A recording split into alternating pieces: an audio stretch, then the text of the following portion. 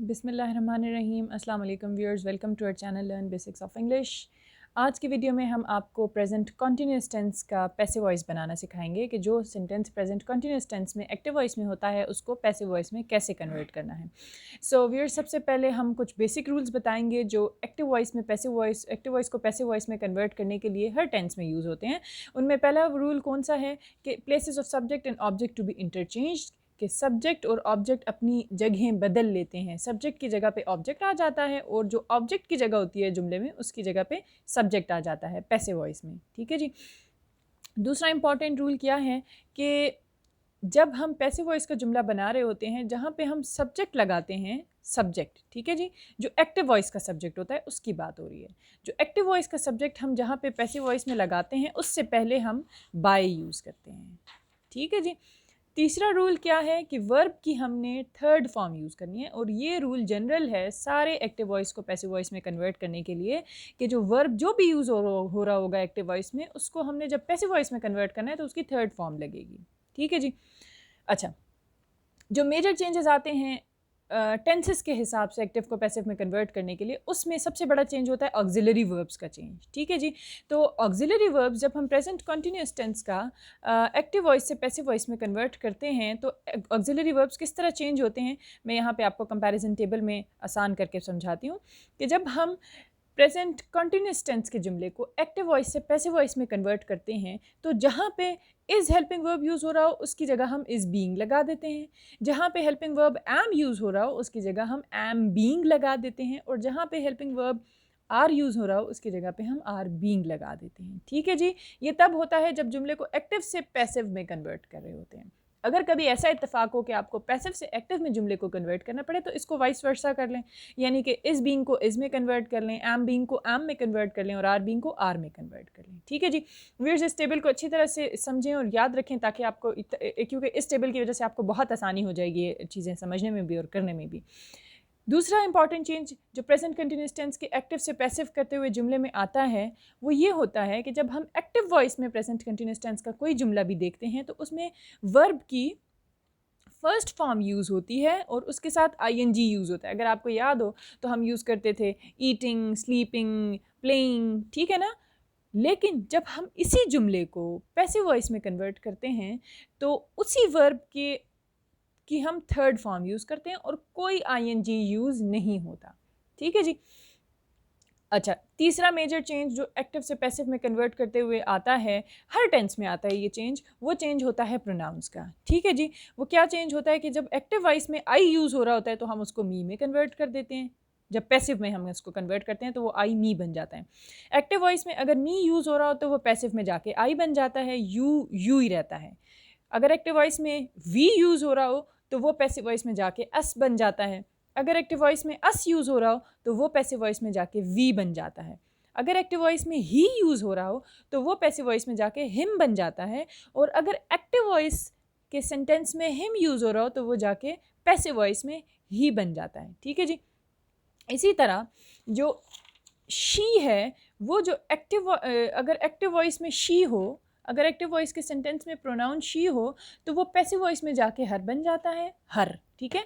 और अगर active voice का प्रोनाउन हर हो तो वो जाके पैसिव वॉइस में शी बन जाता है। इसी तरह दे देम में कन्वर्ट हो जाता है, देम दे में कन्वर्ट हो जाता है, इट वैसे का वैसा ही रहता है और प्रॉपर नाउन्स भी वैसे के वैसे रहते हैं। ठीक है जी। यहाँ पे ये चीज़ भी नोट कर लें कि जब हम इन्हीं जुमलों को, पैसिव वॉइस के जुमलों को जब हम वापस एक्टिव में कन्वर्ट करना चाह रहे होते हैं तो ये प्रोनाउंस उसी तरह उल्टे हो जाते हैं। ठीक है जी। यानी कि हर शी में और शी हर में। ठीक है ना। सो ये चीज़ें जो हैं याद रखने की हैं। अब हम आपको थोड़ी बहुत एग्जांपल्स दिखाएंगे एक्टिव से पैसिव में कन्वर्ट करके और जो है उसका स्ट्रक्चर समझाने के लिए। सो इसमें सबसे पहले जी हम प्रेजेंट कंटिन्यूअस टेंस का एक्टिव वॉइस का एक सेंटेंस आपको दिखाते हैं।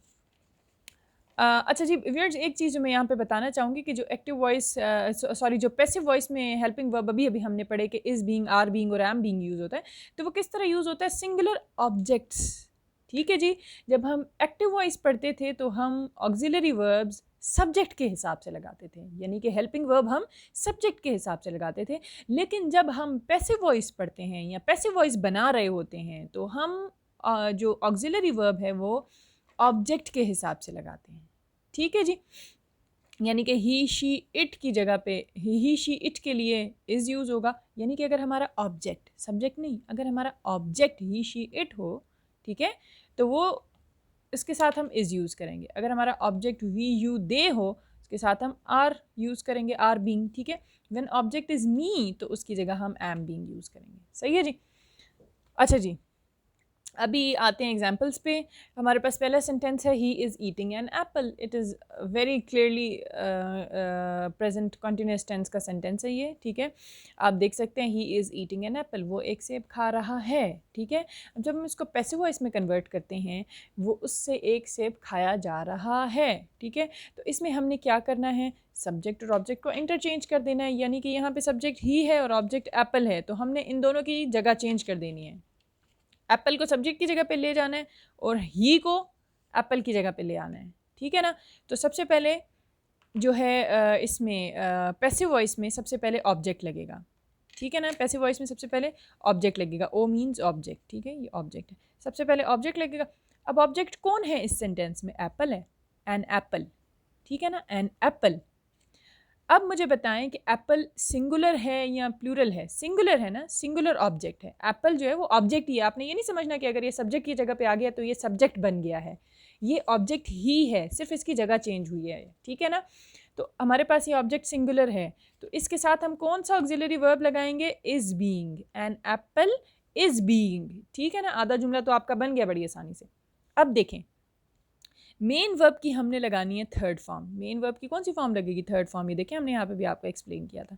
तो मेन वर्ब यहाँ पे ईटिंग है, इसमें से हमने जब ईट, मेन वर्ब ईट है, तो उसका जो थर्ड फॉर्म लगाई तो वो ईटन बन गया, an apple is being eaten.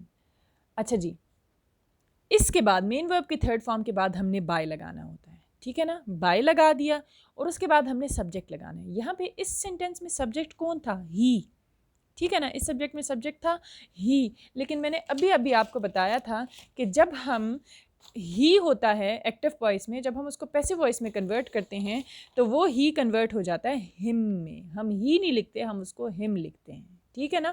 सो इस वजह से यहाँ पे हमने ही को हिम में कन्वर्ट कर दिया। ये सेंटेंस बन गया, an apple is being eaten by him. ये बन गया पैसिव वॉइस का सेंटेंस, बहुत ईजी है। दूसरी एग्जाम्पल देखते हैं, दे आर ईटिंग मैंगोज, वो आम खा रहे हैं, ठीक है। और इसको अगर हम पैसिव वॉइस में उर्दू में कन्वर्ट करें तो ये बन जाएगा कि उनसे आम खाए जा रहे हैं या आम उनसे खाए जा रहे हैं, ठीक है ना। अब हम इसको इंग्लिश में पैसिव वॉइस में कन्वर्ट करते हैं। तो व्यूअर्स, आपको अभी याद होगा कि हमने बताया था आपको कि ऑब्जेक्ट सब्जेक्ट की जगह पे जाना है, सब्जेक्ट ऑब्जेक्ट की जगह पे जाना है, ठीक है ना। तो पैसिव वॉइस में सबसे पहले क्या लगेगा, ऑब्जेक्ट लगेगा, ठीक है ना। ऑब्जेक्ट यहाँ पे कौन था, एक्टिव वॉइस में ऑब्जेक्ट कौन है, मैंगोज, ठीक है। इस ऑब्जेक्ट को यहाँ ले आए बड़ी आसानी से उठा के, ऑब्जेक्ट आ गया। उसके बाद हमने लगाना है ऑक्सिलरी वर्ब, ठीक है। ऑक्सिलरी वर्ब मैंगोज के साथ कौन सा लगेगा, देखिए मैंगोज जो है ये ऑब्जेक्ट ही है, ये सब्जेक्ट नहीं बन गया, सिर्फ ये सब्जेक्ट की जगह पे आ गया है। तो अब हमने देखना है कि हमारा ऑब्जेक्ट अगर प्लूरल है तो उसके साथ आर बीइंग लगेगा, ठीक हो गया। तो मैंगोज आर बीइंग, वर्ब की थर्ड फॉर्म लगानी है ईटन, फिर बाय लगाना है ईटन बाय, ठीक है ना। Mangoes are being eaten by. आखिर में हमने सब्जेक्ट लगाना है, आखिर में हमने सब्जेक्ट लगाना है। एक्टिव वॉइस में सब्जेक्ट कौन था, दे।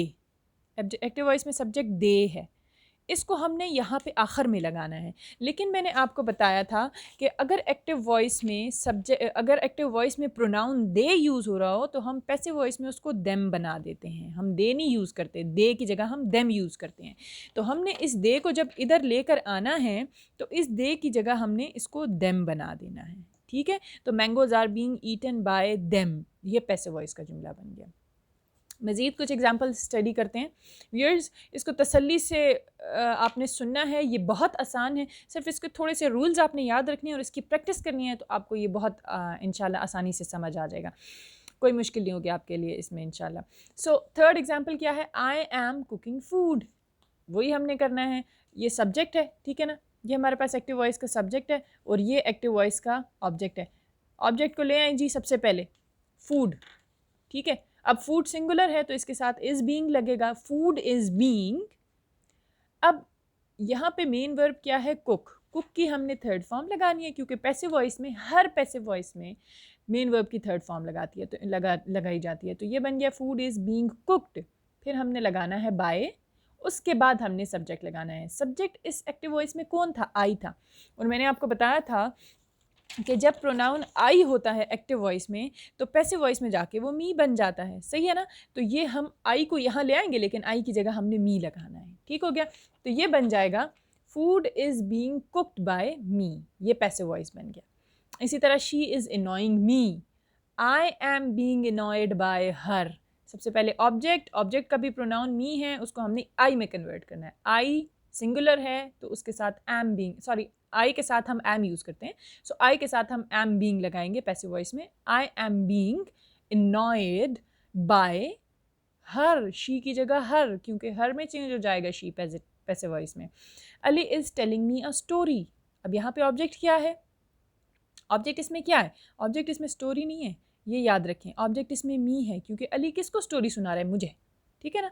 सो ये मी ऑब्जेक्ट है। अली किस पे कोई काम कर रहा है? मी पे। ठीक है ना? तो ये मी ऑब्जेक्ट है। अब ये मी सबसे पहले आ जाएगा क्योंकि पैसिव वॉइस में सबसे पहले ऑब्जेक्ट आएगा।